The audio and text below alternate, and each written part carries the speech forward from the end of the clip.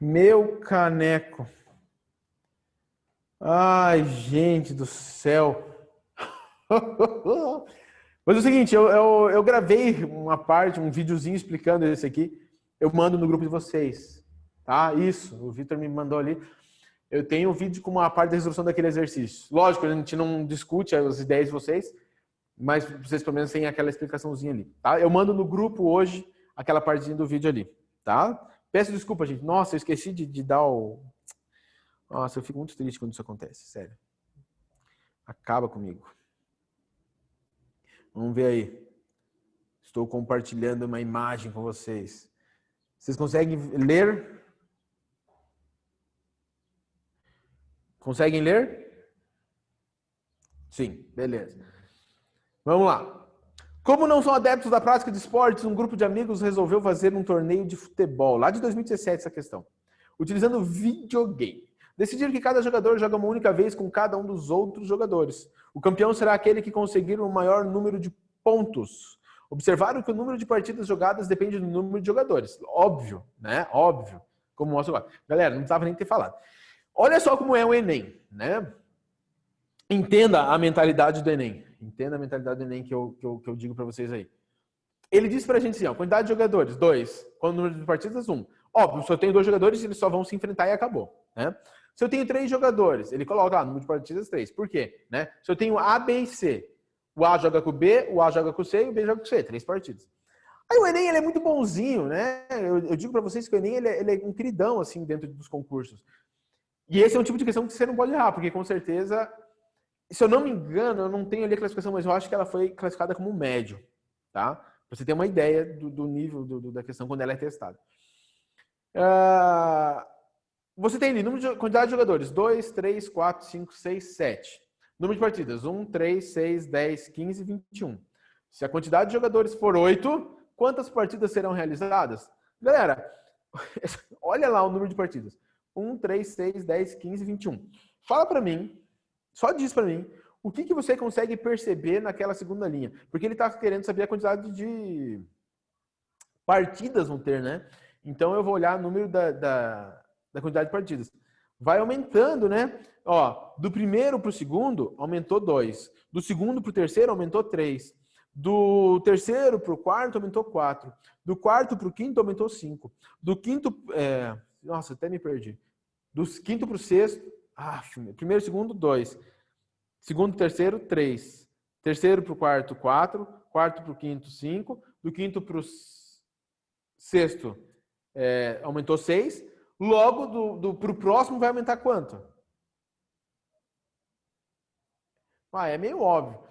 Lógico, por que essa questão é nível médio? Tá? E eu digo isso porque é avaliado isso aí.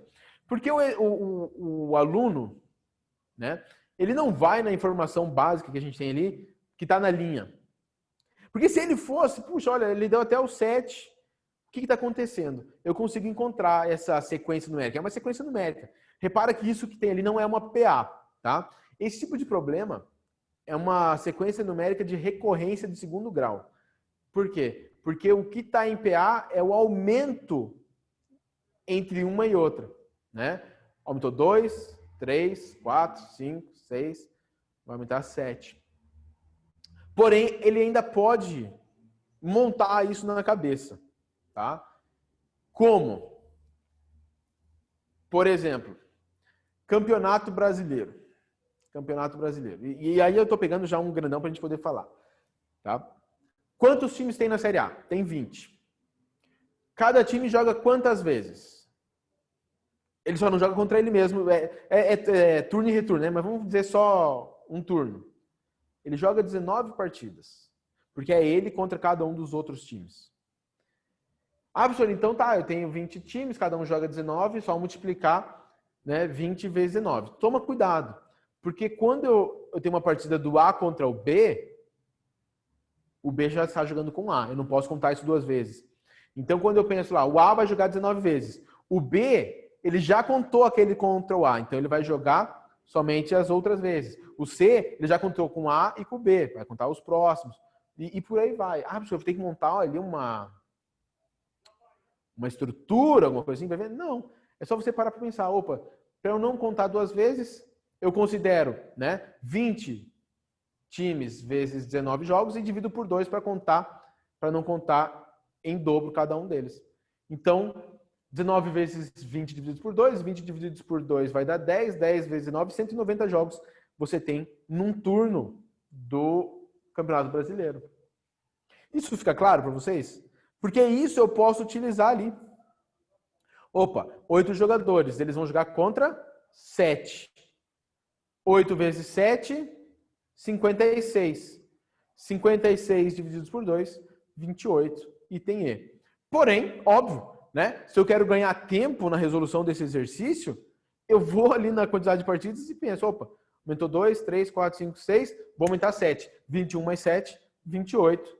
Resposta E. Pergunto se fica claro essa ideia aí. Né? Eu estou falando assim, não escrevi nada porque a gente está conversando a respeito. Alguém gostaria que eu falasse alguma coisa a respeito desse exercício?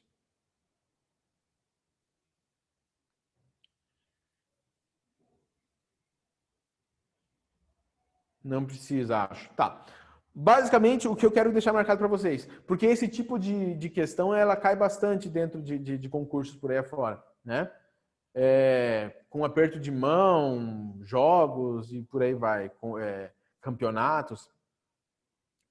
Número de times ou de equipes vezes o número de partidas de cada uma delas e aí divide por 2 se o jogo for 2-2. Ah, é um jogo diferente que joga 3-3. Opa, então toma cuidado, né? Pra gente ter essa combinação dos 3 times ABC, quantas vezes eles vão se enfrentar, tá bom? Vamos pro próximo exercício. Deixa eu pôr aqui. Eu não coloquei todos ainda.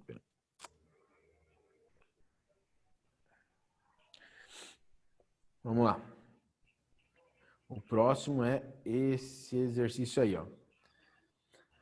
Construir figuras de diversos tipos, apenas dobrando e cortando papel, sem cola e sem tesoura, é a arte do origami. Ori, dobrar, kami, papel, que tem um significado altamente simbólico no Japão. A base do origami é o conhecimento do mundo por base do tato. Uma jovem resolveu construir um cisne usando técnica do origami. Utilizando uma folha de papel de 18 centímetros por 12 centímetros... Ah, não, isso foi uma afirmação. Utilizando uma folha de papel de 18 centímetros por 12 centímetros. Assim, começou por dobrar a folha conforme a figura. E aí ele mostra a figura. Após essa primeira dobradura, a medida do segmento AE é... Galera... Oi? Alguém falou alguma coisa? Não. Beleza. Pergunto se tem dúvidas nessa questão. É uma questão que eu considero simples, né? Mas às vezes as coisas não estão tão aos olhos como a gente imagina que estejam. Ele fala que a folha de papel ela é 12 por 18, se eu não me engano, né? Vou colocar aqui o 12, vou colocar aqui o 18. Aí ele dobra o papel aqui.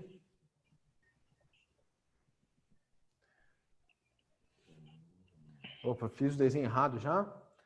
Sem problema. Mas é melhor aqui.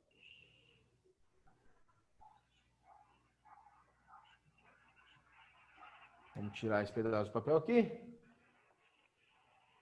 Ele diz que aqui é 90 graus. Uma coisa que eu falei para vocês já algumas vezes, tá? E eu sei que eu falei porque eu falo isso direto quando a gente trabalha com triângulos. Basicamente, quando eu vejo um triângulo retângulo, galera, qual é a primeira coisa que tem que vir na minha mente? Pitágoras. Pitágoras, perfeito.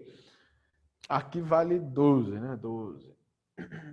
Como é que eu vou usar Pitágoras se eu não conheço esses valores? Então eu preciso, opa, professor, quais são esses valores? Pensa na dobradura que foi feita, né? O que tinha no papel era isso aqui, ó. Isso é o que eu tinha no papel, isso aqui é a dobradura. Vocês estão conseguindo ver o vídeo, não? Sim. Sim? Eu estou no vídeo aqui só para vocês entenderem, tá? Se eu calcular o AE por esse triângulo, vai dar boa, é o mesmo triângulo. Então eu só preciso descobrir quanto valem esses valores. E por que eu fiz essa aqui? Porque, às vezes, dessa forma a gente não enxerga que, por exemplo, do A até o D é a lateral do meu retângulo, vale 12. E esse pedacinho aqui de baixo é esse pedacinho que eu dobrei. Ah, professor, mas e quanto vale? Ué, se tudo valia 18 e eu sei que o que sobrou sem dobrar vale 12, quanto vale esse pedaço aqui? 6. 6. Então, eu conheço os dois catetos do meu triângulo retângulo e o que eu quero aqui, na verdade, é a hipotenusa, tá? Só toma cuidado por quê? Porque algumas vezes a gente olha o triângulo e, nossa, professor, mas eu achei que eu pudesse fazer diferente. Não, né? Ó, triângulo retângulo, a hipotenusa é sempre oposto ao ângulo de 90 graus. Então, vai ficar lá, x ao quadrado é igual a 12 ao quadrado mais 6 ao quadrado. X ao quadrado é igual a 144 mais 36. X ao quadrado, não está aparecendo aqui, vamos colocar mais para o lado. X ao quadrado é igual a 144 mais 36, 180. Né? Vou dar uma dica para vocês. Eu, pelo menos, quando eu tenho algum número assim, eu reescrevo ele. Né? 180 é a mesma coisa que 9 vezes 20. 20 é a mesma coisa que 4 vezes 5. Então, isso aqui é a mesma coisa que 180. Por que eu fiz assim? Porque x é a raiz quadrada de 9 vezes 4 vezes 5. E eu conheço a raiz quadrada de alguns desses números. Né? Raiz quadrada de 9, 3. Raiz quadrada de 4, 2. 3 vezes 2, 6. Então, x é igual a 6 raiz de 5. Tá? Extremamente simples o exercício. Tem-se. Desculpa aí. Perdão. Extremamente simples esse exercício aí. Fica claro para todo mundo? Claríssimo. Beleza, vamos para o próximo. Para o modelo de um troféu foi escolhido um poliedro P, obtido a partir de cortes nos vértices de um cubo, com um corte plano em cada um dos cantos do cubo. Retira-se o canto, que é um tetraedro de arestas menores do que a metade da aresta. Isso é importante, tá, gente? Ele falar que é menor do que a metade. Porque seria bizarro ele cortar mais que a metade, porque ia ficar uma figura bem bizarra. Cada face do poliedro P, então, é pintada usando uma cor distinta das demais. Deixa eu só ver o que me mandaram aqui. Em questões assim, não tem que usar uma fórmula e descobrir o valor real dessa raiz certa, né? Não. Normalmente, tá? Eu digo assim, em 90 e poucos % dos casos, vai ser colocado na opção, na solução, a raiz lá, tá? Professor, não tá a raiz. O enunciado, daí, né, nos outros exercícios, o enunciado vai te falar assim, utilize raiz de 3 igual a tanto, utilize raiz de 5 igual a tanto, utilize raiz de 7 igual a tanto. A não ser em casos muito específicos que ele pede para você fazer alguma aproximação, você vê lá que tem alguma aproximação, tá? Mas é muito difícil isso acontecer. Extremamente difícil ele te pedir para você calcular uma raiz sem ele te dar a informação, tá bom? Então, continuando ali. Cada face do poliedro P, então, é pintada usando uma cor distinta das demais faces. Com base nas informações, qual é a quantidade de cores que serão utilizadas na pintura das faces do troféu? Eu pergunto para vocês. Agora, olha que perguntinha fácil que vocês têm que me responder. A quantidade de cor, se ele está dizendo, né, que cada face é pintada usando uma cor distinta das demais, na verdade, eu só preciso descobrir quantas faces tem esse poliedro. Então, eu vou fazer aqui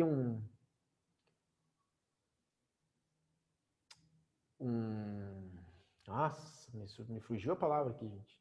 Um esboço, né? Vamos fazer um esboço desse sólido.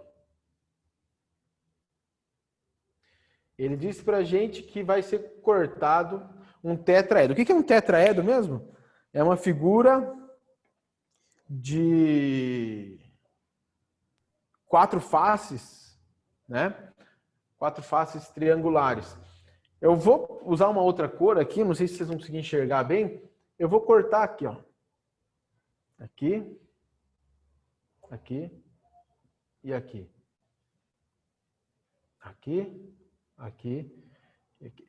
Aqui, aqui e aqui. Quantos vértices a gente tem mesmo? 4 em cima, 4 embaixo, 8 vértices. Então eu vou cortar 8 vértices. Quando eu fizer isso, olha só como é que vai ficar a figura aqui, bacana, né? Que bonitinha que fica essa figura, olha só. Essa é a figura. Tira essa ponta e põe aqui. Tira a ponta e põe aqui, tá? E vai fazer isso com todas. Então, se eu consigo imaginar essa figura, me facilita um monte a ideia desse exercício, né? Só para ficar mais legalzinho a figura aqui, gente.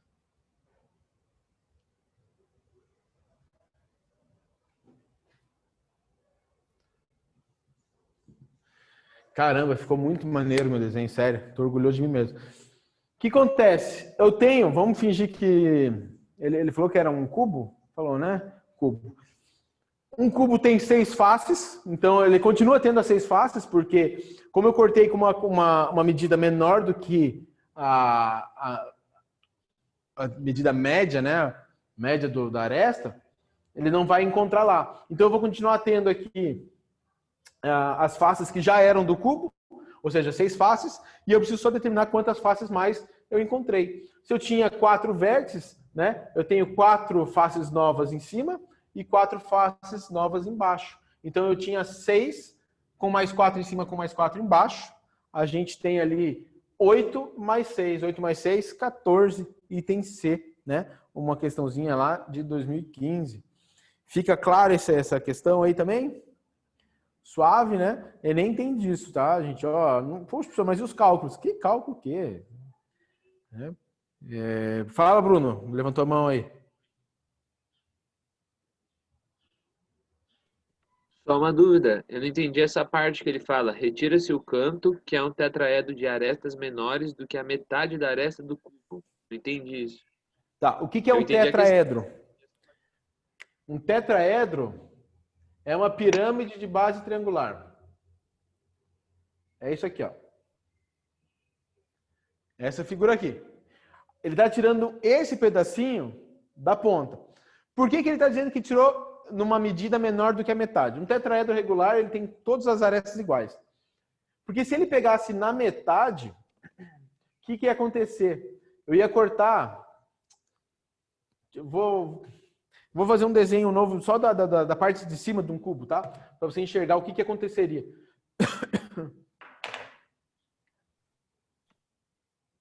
Aqui, ó. Imagina que aqui eu tenho o cubo. E aí eu vou fazer o tetraedro usando a metade do lado. Ele vai cortar aqui, vai cortar aqui, vai cortar aqui.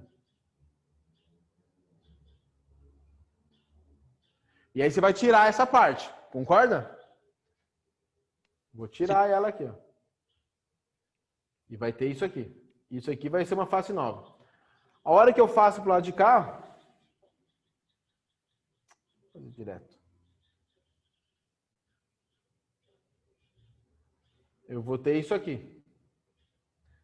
Lá em cima vai cortar também. Eu vou ficar com um quadradinho. Na verdade, a quantidade não altera em nada, tá? Mas se ele não fala que é menor, você poderia pegar um número maior. Aí vai começar a fazer um novo corte aqui nesses encontros aqui, ó. É aqui que daria o problema daí. Tá? Então, quando ele fala assim, o tetraedro é menor do que a metade da aresta do cubo, é só para você dizer, olha, a face do cubo ela vai continuar existindo e um tetraedro não interfere no outro. Ponto. Porque se eu fosse uma maior do que a metade, eu teria uma nova face sendo cortada aqui. Tá? Imagine que, opa, aqui ficou cortado, vai aparecer uma outra figura no meio ali. Beleza. Beleza? Vamos lá. Eu acho que é o último exercício de hoje. Último exercício de hoje. Lá de 2015 também. Para resolver o problema de abastecimento de água, foi decidida, numa reunião do condomínio, a construção de uma nova cisterna. A cisterna atual tem formato cilíndrico com 3 metros de altura e 2 metros de diâmetro. Estimou-se que a nova cisterna deverá comportar 81 metros cúbicos de água, mantendo o formato cilíndrico e a altura da atual. Após a inauguração da nova cisterna, a antiga será desativada.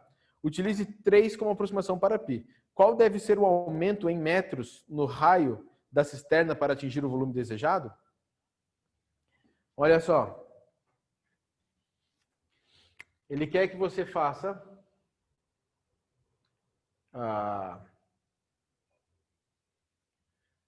um cilindro que o volume vai ser igual a 81 metros cúbicos, né? Ele falou? Isso, 81 metros cúbicos. 81 metros cúbicos. Ou seja, né, você sabe transformar metros cúbicos para litros de boa. Como é que eu calculo o volume de um cilindro? Qual é a fórmula? Área da base vezes a altura. A área da base vezes a altura. Então, o volume vai ser a área da base vezes a altura.